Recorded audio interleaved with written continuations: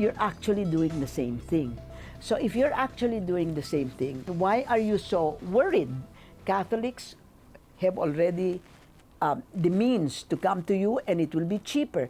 So why don't you allow the non-Catholics to take advantage of a state law?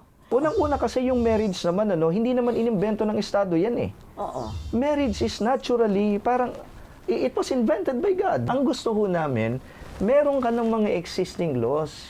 Pupunta na sila sa iyo eh. Nandoon na ho sila Kulang ngayon. nga ang relief na binibigay na existing laws. Why don't you allow the law to pass through? There is supposed to be a separation between church and state. Alam po ninyo kapag gumagawa ng batas, maraming mga stakeholders sa dapat na magsalita at konsultahin. Well, I can ang see. simbahan, isang stakeholder yan. Ngayon po, kung halimbawa ang simbahan ay nagsasalita tungkol sa ganitong bagay, hindi pwede natin ditong i-invoke yung separation of church and state. And now, Oo nga naman. halimbawa, kung isa sa batas naman ng Kongreso yan, ano bang magagawa namin? Annulment, because it is costly, etc. You have made it far less costly and far quicker now.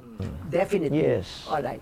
But as far as divorce is concerned, let us think of what the Filipino people say. The latest survey, I think it's 2015 of SWS, says 60% of the Filipino people are in favor of divorce. Yung pong survey, hindi ko alam kung anong methodology na ginawa. Natanong ba doon, bakit ayaw ninyo ng annulment at bakit gusto ninyo ng divorce? Sa akin ho kasing pagkakaalam, etong mga tao, kapag tinanong mo kung bakit ayaw nila ng annulment, kasi yung thinking kagad, napakamahal. But we are talking about church annulment. Tanungin ho ninyo kung anong proseso sa civil. People I talk to, ang unang bayad gagad 200,000. And it can go up as high as millions. Ang sinasabi ko nga ho dito, bakit hindi i-reforma yan? Gumagawa kami ng bagong batas sapagkat ito ay hindi annulment lamang, ito ay hindi legal separation lamang, but ito ay absolute divorce. Which means? Which means to say, the marriage is completely dissolved for causes which vitiated the marriage at the start or subsequent to the marriage. What is the advantage of a divorce versus an annulment versus a legal separation? Ay binigyan ng pagkakataon, una, yung mag-asawa under a divorce decree na magpakasal ulit, na hindi ito available doon sa legal separation. Alam mo, dito sa aming panukala, tuloy pa rin ang pagbigay ng proteksyon ng Estado sa kasal at sa pamilya. Unang-una, doon sa guiding principles, sinasabi doon, ang Estado ay may obligasyon mag-conduct ng prenuptial, tinatawag pre-kaysa, and post-matrimonial. The state? Yes, the state? The state. Saan? Sa divorce? Nandito, sa guiding principles. Pangalawa, kahit na nag-file ng absolute divorce petition, ay merong mandatory 6 months. Mandatory 6 months cooling off period upang bigyan ng final chance. Pangatlo, bawal mag-coerce ang isang asawa doon sa kanyang parang mag-file lang ng petition.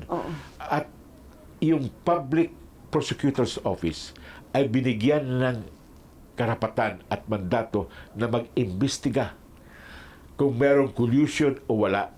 The penalties are steep for collusion and coercion.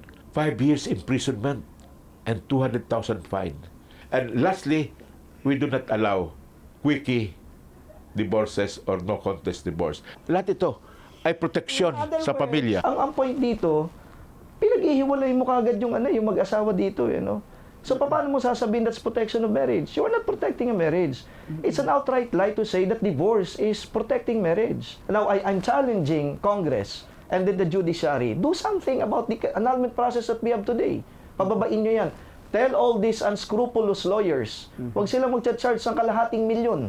Kawawa itong mga it's anti-poor. Ikaw naman, Father, para hindi mo alam what's happening on the ground. Bakit? Marami nang naghiwalay na mag-asawa sapagkat hindi na ma-reconcile. At marami na rin sa naghiwalay na ito who are living in sin. Palagay ko naman, kung ang simbahan ay merong mission, patuloy nila ang mission nila. Pero ang Estado na hindi naman ay na secular in nature ay meron din karapatan, una, proteksyonan ang pamilya, pangalawa, bigyan ng proteksyon ang mga mag-asawa at mga anak in conflict marriages na matagal na dysfunctional. This was a very nice conversation, Edsel. This was a very nice conversation, Father. I mean, it did not end up in agreement, but it was a very nice conversation, just the same.